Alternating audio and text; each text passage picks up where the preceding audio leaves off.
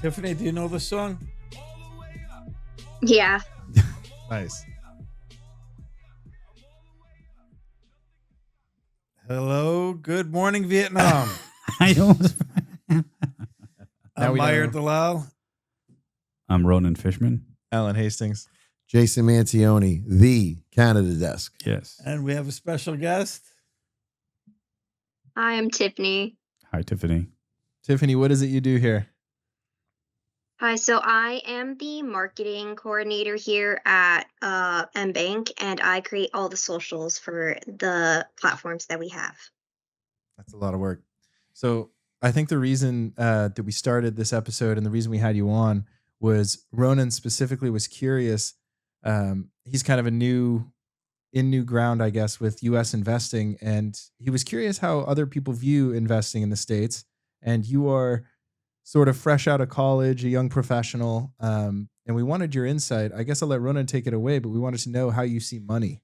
Personally, I think that it is the most missed opportunity by speaking to people that are fresh out of school with debt, that have all this aspiration and unfortunately lack of knowledge to money that we talked about, and understanding what your demographic, your age group is thinking about. What are their concerns, their fears, what are the opportunities that they see? And because we see things from our point of the world, where we've kind of been through a couple of battles, ups and downs in markets, and your generation is going to be the one to be the next driver, the next, the people that inject intellectual capital and actual capital into the market. So if you kind of can summarize, and I want to know your thoughts about things that I don't understand, like AI, crypto, but what is your biggest concern right now entering the world field out of school? But before you ask that, 1 second, can you give us a little bit about your background, Right, your sorry, education, yes. just a frame of reference so people know sort of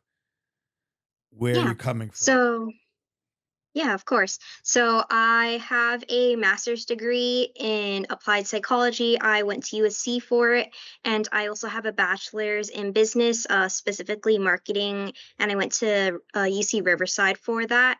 I currently have around like a year and a half of work experience in the professional world doing marketing, market research, all these kinds of different things. Right now, I'm currently at MBake. It's been, I think, a month now. So we're currently kind of in the process of me still getting used to it. But other than that, that's kind of what I have for professional experience and my education. How long did you go to school? I went to school for 4 years in total. So that's including my bachelor's and master's. And why did you choose that path specifically? Yeah, so initially when I was doing my bachelor's, COVID hit.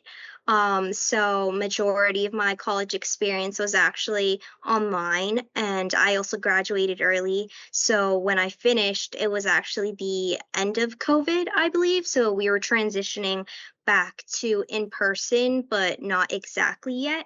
It was more like hybrid at that point.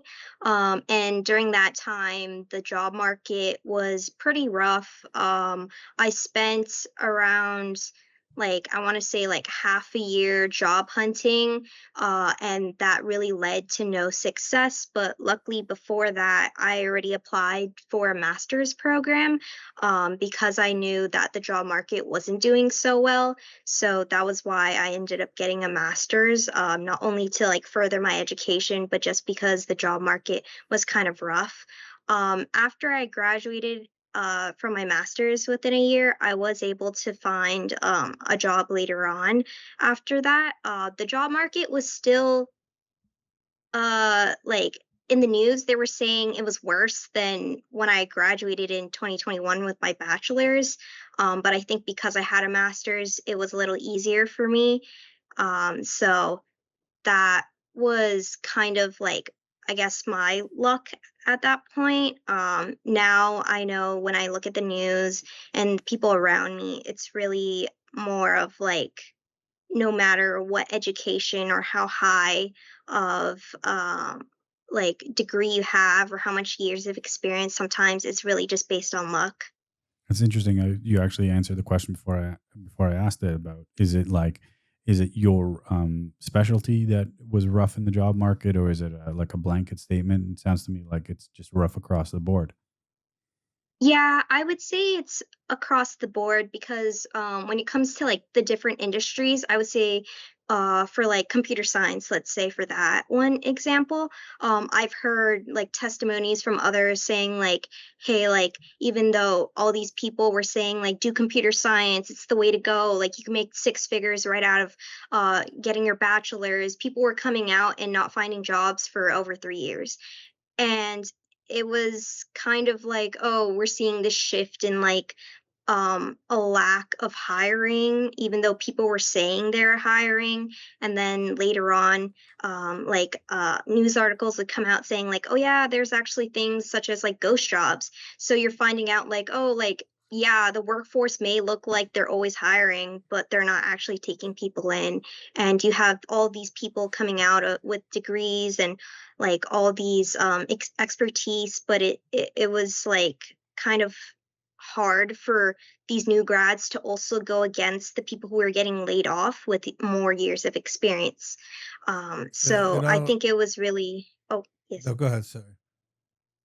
Yeah, so I think it was really just timing and unfortunately like what was happening in the world because with COVID and everything. So it was just It's funny you unprecedented say what you times. say because a lot of the mortgage markets move with the economic data, right? Jobs Mhm. specifically. And one of the biggest factors is the JOLTS numbers, the jobs openings numbers. But the jobs opening numbers aren't really as accurate because, like she's saying, ghost jobs Have is you ever not. heard that before? Ghost jobs? Yeah. It's not really ghost job. It's you have employers who have multiple job offerings. For example, on Indeed, right? You have remote job available. You have a Riverside. You have whatever. So you have the same job, maybe five different posts, but that counts as each individual post. So your numbers get skewed.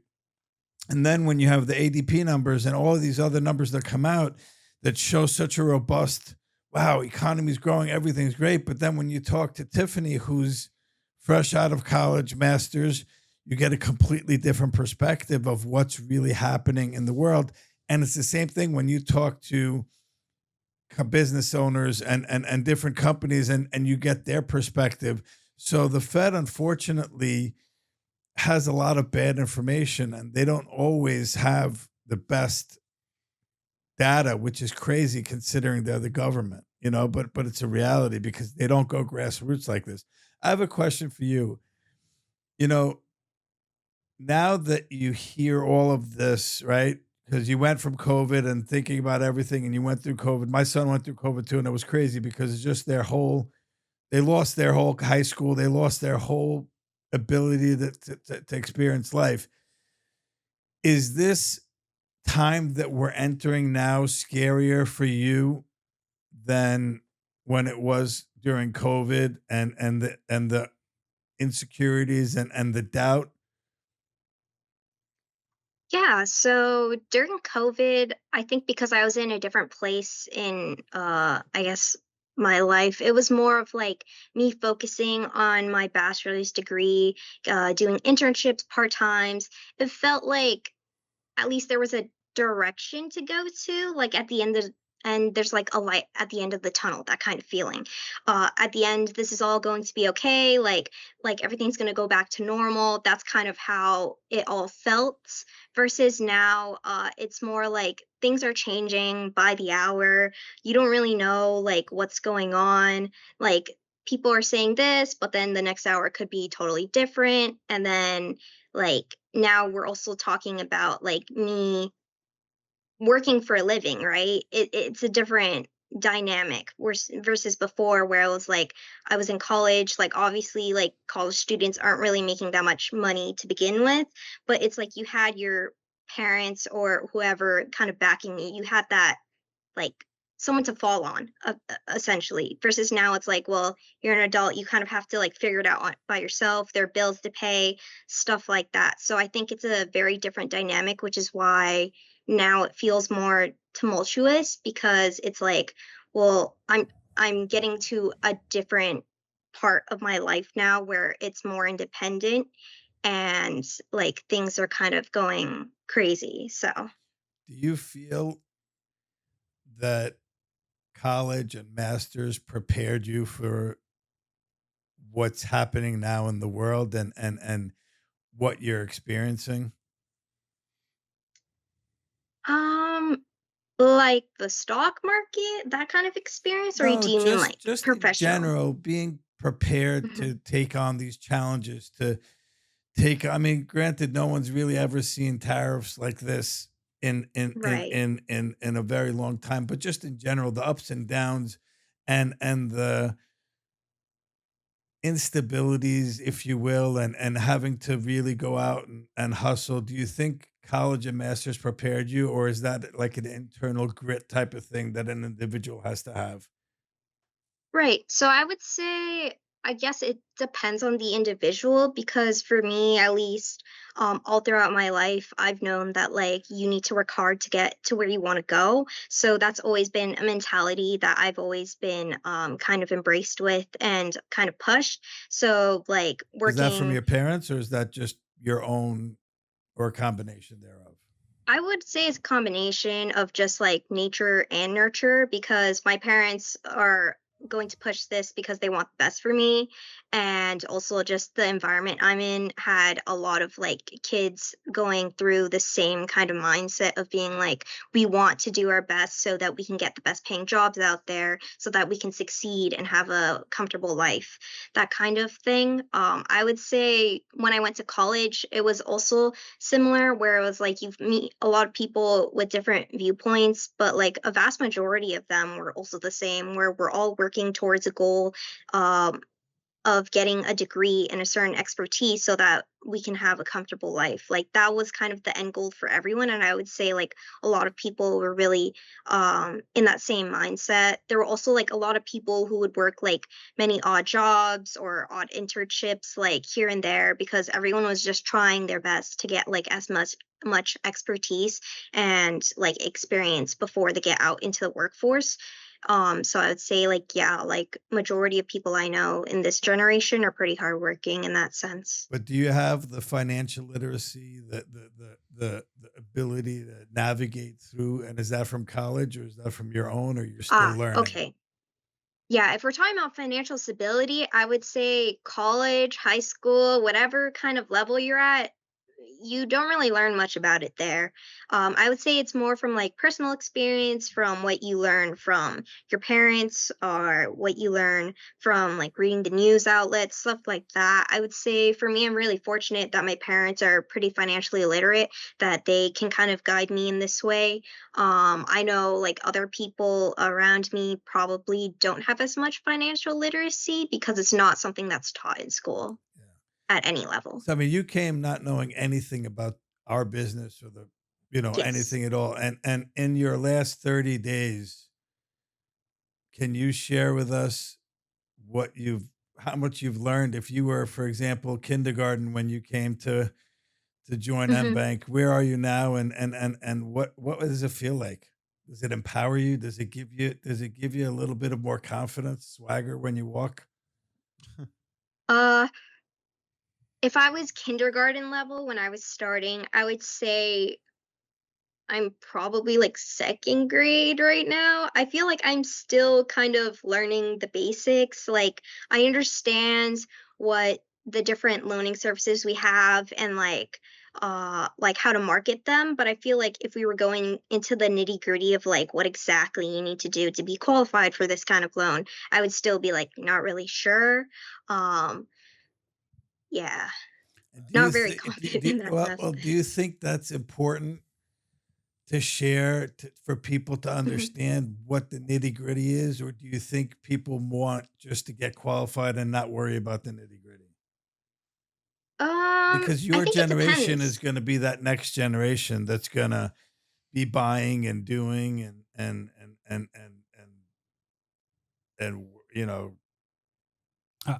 I gotta ask this question Yeah. because I'm actually beyond fascinated. Not only because you're so into the weeds with what you do at bank of marketing, and we're constantly moving targets and trying to rely on you. You've been nothing short of amazing. but I haven't Thank you. actually had a conversation with you, or none of us really have on this kind of scale. And I think the information that we keep talking about takes for granted what we already know, but we don't, and that was the purpose of this podcast, don't understand how you think about it. If I had to ask you one question, are you hopeful about the future or are you concerned? Which one would you choose? If I were to choose right now with the current landscape, I would say concerned more than hopeful. What is your biggest concern? Uh, the biggest concern, that's kind of hard to choose. There's so many things going on right now, but I would say if we're talking about money aspect, I I would want to know say what I'm you think. Like just you oh, today. Like what is it that concerns you about the future economically, or stability or stuff like mhm. that? Just you. My biggest concern is like worrying about civil like rights being taken away. Okay. That's wow. I should have started talking to It's you. powerful. Yeah. I mean, If I could I actually jump in because I want to take advantage This is too. right here. This Did is you- where and this is here where I'm it actually- is. believe it or not, go. Believe it or not, I'm actually rounding this back to you being a fresh graduate and the economy question because I feel like what you brought up, Myra, was important. That you asked this question where it's is school preparing you for real life stuff like bills to pay? Is Right. school preparing you with financial literacy? Right. And the answer is no. And I think for all of us, the answer was no back then when we Considering went to school. Absolutely. you probably, I'm assuming you took student debt or you didn't, but most people come out of it with a debt. massive debt. So they've already made a business decision and investment in themselves, but without the financial literacy Right. of what that impacts and what that means going forward. So I want to ask a question that might be contentious, and this is for the whole group. And then Tiffany, my you're the favorite. most you're relative to the question. Do you think there is a separation of school and parent teaching? Like if I teach my kids a certain thing, I expect schools to carry a lot of the weight on. I don't know calculus, and I want my kids to learn calculus, right? So I expect the school to teach them that. But we each have our own views on business. Like if I ask Meyer what his thoughts are on financial literacy and how his kids should invest their money, it's going to be different than you, Ronan. It's going to be different than Jason. And we had that conversation in the last podcast. Right. What do you think should be a school's responsibility for teaching financial literacy, or is that on the parents?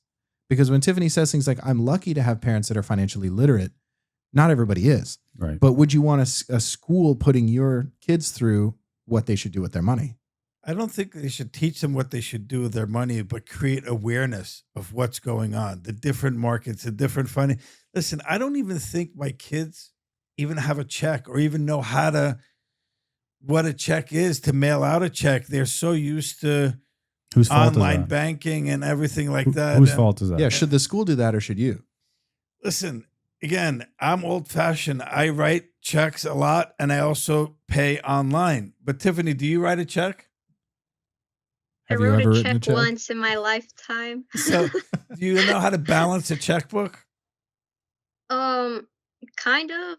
So, Not really. so again, basic fundamental things. I mean, schools should teach the concept of financial literacy. I mean, and understanding. Like Daniel, my son is graduating. He took classes that were really geared. I mean, granted, he was a double major, whatever, finance, but it was specifically geared towards investing, towards real estate portfolio management.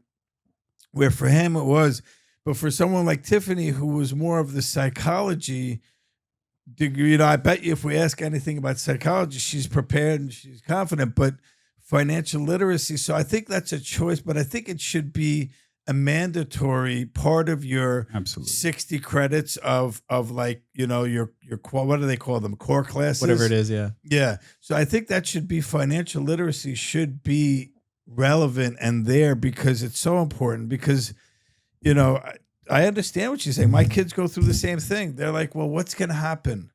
What happens if this, if that, then, and So I'm going to make a deduction based on what you said, and I'm going to make an assumption. If I'm wrong, hammer me back. Financial literacy lacking in school. You were worried about the job market and instability, and yet your number one concern was civil rights as opposed to the financials, which tells me that you are either more comfortable within your own skin that you're going to earn and make a lot of money and be able to sustain life, or you're somewhat comfortable, but yet that was more important than the actual money aspect. That's the thing that really floored me. Um, I think it's because, okay, I guess it's more of like, well, if my rights are taken away, the money doesn't really matter. Hmm. Does that make sense? What kind of Yeah, rights would be taken away? Like, let's say, for example, I can't vote anymore because they're pushing the SAVE Act, right? And let's say that now I no longer have a standing in like who gets to go up there. Now, if I don't get to choose who goes up there, there's a higher chance that whatever I make kind of doesn't matter anymore, because this means that, let's say I made $1, okay, and that dollar can buy me a cheeseburger. If I can elect someone who can help me push my dollar to be more of value, then obviously now I can buy more with the dollar, right? Versus if I go with I can't choose anyone, and the person who goes up there is someone who's against my dollar, and they're like, no, I don't want a woman or a person of color to have that dollar equal a cheeseburger. My dollar is now less. Does that make sense? And you actually think that that's an option? That's something that could happen? You know what's crazy? That happened not so long ago. We forget that the civil rights movement was 50 years ago. There were times where she wouldn't have been able to vote. And that's people are alive today who lived through that. So to think that that's so far away is No dispute. What I'm saying is there's somebody pushing that agenda that is so far up the food chain that you actually think that might happen. Because I don't know of anybody, but feel free to educate me. I would say, like, have you guys read the Heritage Foundation's like that booklet that they like the Trump administration wants to do? do you know the name? I forget. The There's like a Heritage name Foundation, for if it. It I'm was not out mistaken, there is a for a far while. right movement.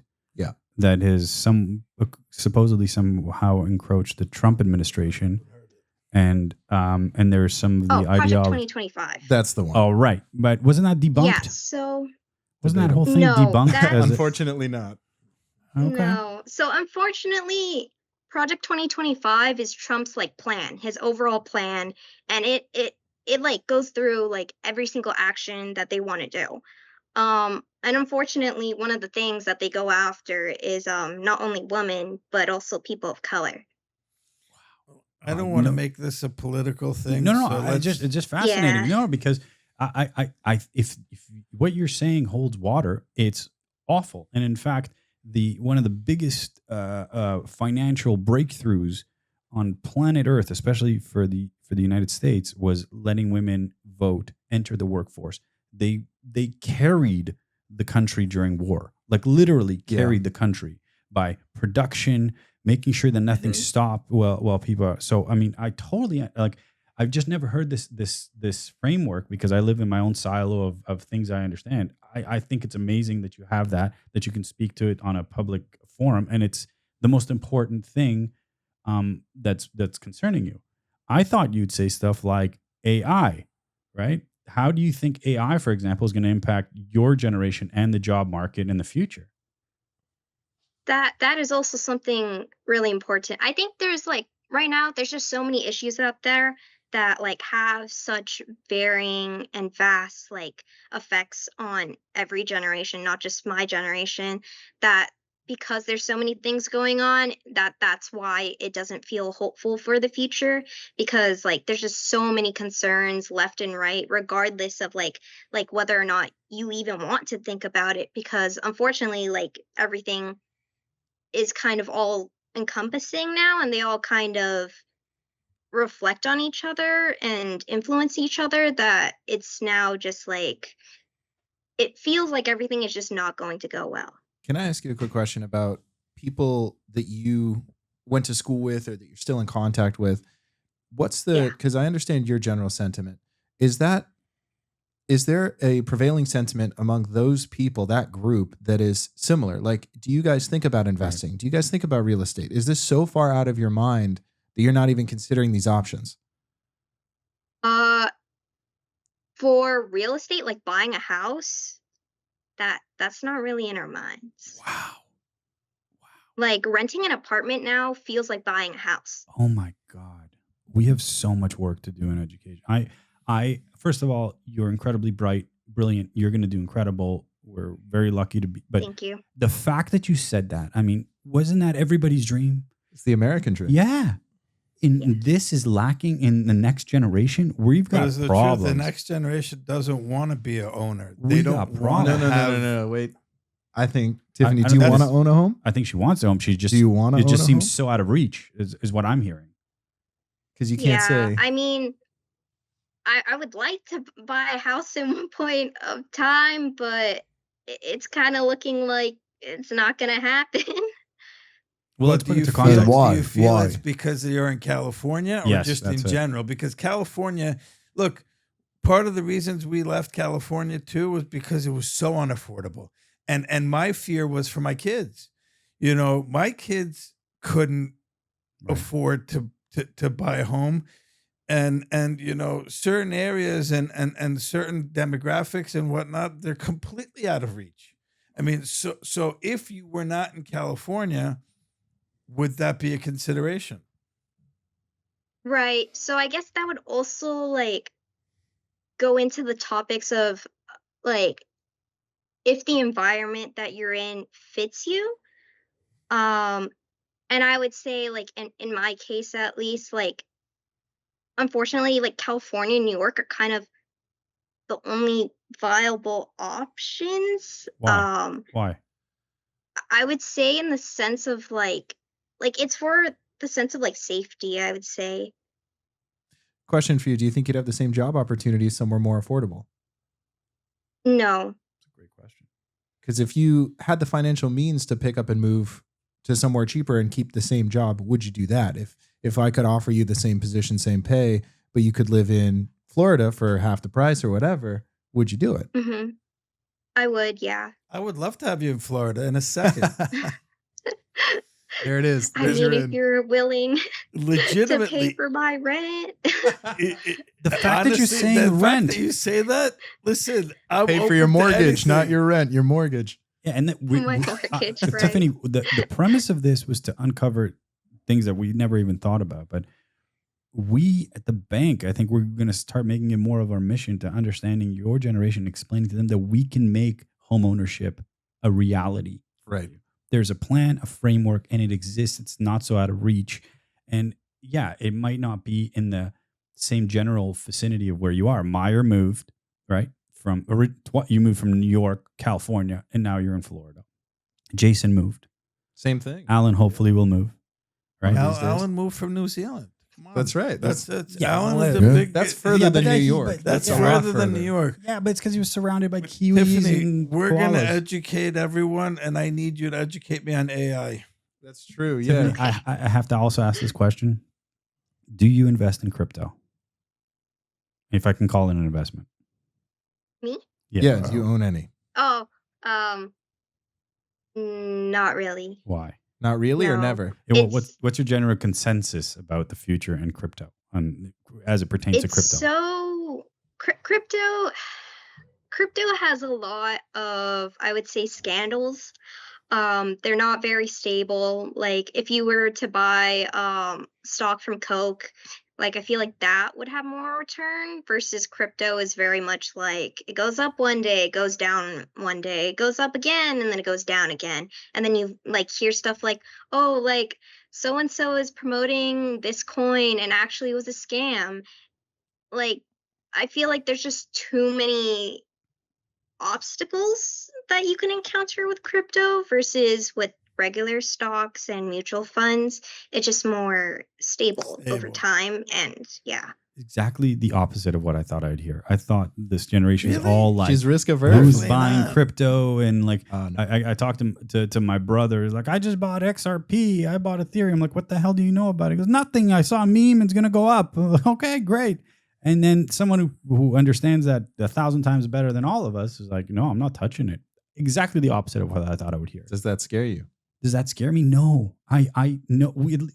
Usually when you try to solve a problem, you try to encounter or at least understand what the issue is. And from hearing this, we know it's a lack of education, Yep.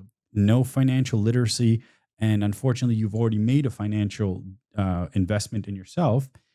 Or and you have- fortunately, It's fortunate. I no, think no, it's no, no, no, no, fortunate. no, no. Sorry, I'm not explaining. You gotta let me finish my That's thought. the Canadian in it. That happens sometimes. 18 She's sentences invested to in get to the herself, point. and fortunately, she's confident enough to do it. But unfortunately, she took on debt and doesn't know what the ramifications on a long term scale will be, and doesn't. And instead of taking on mortgage debt, well, like the inverse of that is, what if she would have never gone to school and taken out that money and invested in real estate or in the stock market? Would she be better off because she can get a job doing other things? That's an interesting question. I think that investing in yourself is a pretty solid stock. I think yes, that but what she's investing done in is the yourself best doesn't have investment. to mean education if it's not fulfilling the needs of your future. Depends on what you want, because I think you talked about this, in our other episode.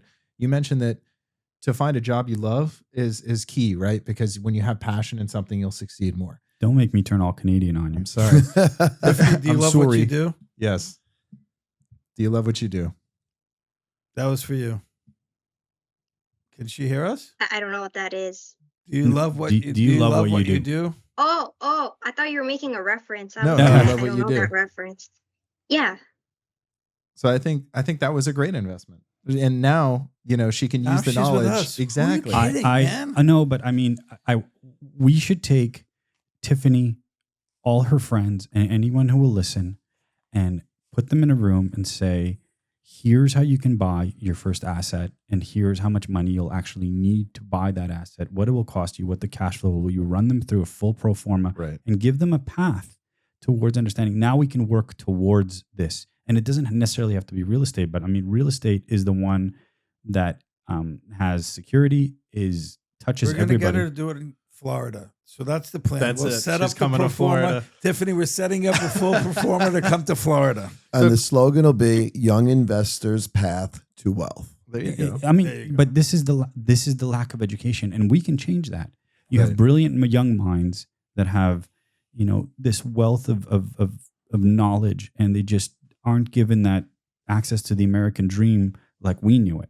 I think the takeaway for me is, the access to the American dream may feel far away, but that's primarily a lack of education. Correct. And that's where we step in as a company is not even from an advertising perspective. We're going to reach the most people simply by telling them the things that they should have learned in school. Absolutely. Tiffany, we're gonna My takeaway: yes. Yes, the future is great. Life is great, and you have to make the best of it. that's true. That's it. Tiffany, we're You gonna have no choice. And do not- So either you can be sad about it or you can make it great. And I choose to make it great every day. And do not look at yesterday, because you will have the possibility of tripping over today. Oh, Oh, look at wow. this guy Whoa. dropping gems. Wisdom. Look at that. The hammer came out. That's it. Wisdom right there. Tiffany, I actually I want to extrapolate this. You have access to your generation, people you went to school with, friends of yours, and we want to give them that financial literacy. We're going to set something up in the bank here where we can have them all come in on a Zoom style, maybe a podcast or education seminar, and show them what it would actually cost towards home ownership. Because I mean, this is just an incredible tool. Tiffany, I am, I'm Thank you fairly, so much. yeah, Yeah, thank you. floored Yes, by That thank was you. awesome Thank for you. being genuine and real and vulnerable. That's awesome. Yeah, we Thank really you. appreciate it. All right, we'll Thank see you. you. See you guys. All the way up, Bye. Tiffany. All the way up. Nothing can stop you.